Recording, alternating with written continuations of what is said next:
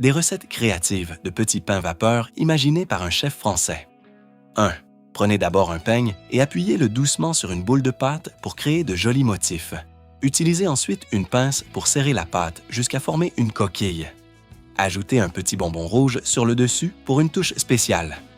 2. Utilisez un coupe-pâte pour faire de longues rainures sur la pâte, puis coupez uniformément avec un petit couteau. Pressez les morceaux de pâte restants vers l'intérieur jusqu'à obtenir la forme de grains de maïs bien ronds et dodus. Enveloppez la pâte blanche autour de la pâte en forme de maïs et pressez les extrémités avec un couteau pour créer les détails réalistes d'un épi. Le résultat ressemble à un véritable épi de maïs et donne immédiatement envie de goûter. 4. Pressez des bandes de pâte avec 2 baguettes en poussant des extrémités vers le centre jusqu'à obtenir la forme d'une citrouille. Ajoutez un petit bonbon rouge au-dessus pour un effet encore plus festif. 5. Faites de petits trous ronds dans une pâte rouge et pressez doucement les 2 parties ensemble pour les coller. Ajoutez la garniture de votre choix, puis refermez les bords comme un couvercle. Utilisez de la pâte blanche pour créer la tige du champignon.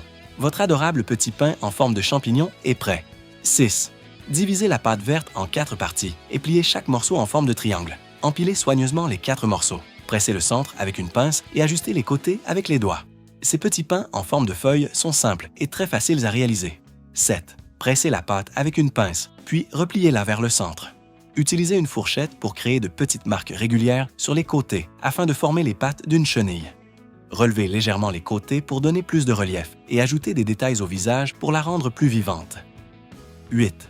Pliez la pâte en forme d'éventail et pressez délicatement les bords avec une fourchette. Serrez avec les doigts pour former une queue de poisson souple. Utilisez une pince pour dessiner la tête et la queue. Ajoutez les yeux et la bouche, puis utilisez le manche d'une cuillère pour créer les écailles. Votre adorable petit pain poisson doré est maintenant terminé. De 0 à 10, quelle note donneriez-vous à ces idées créatives?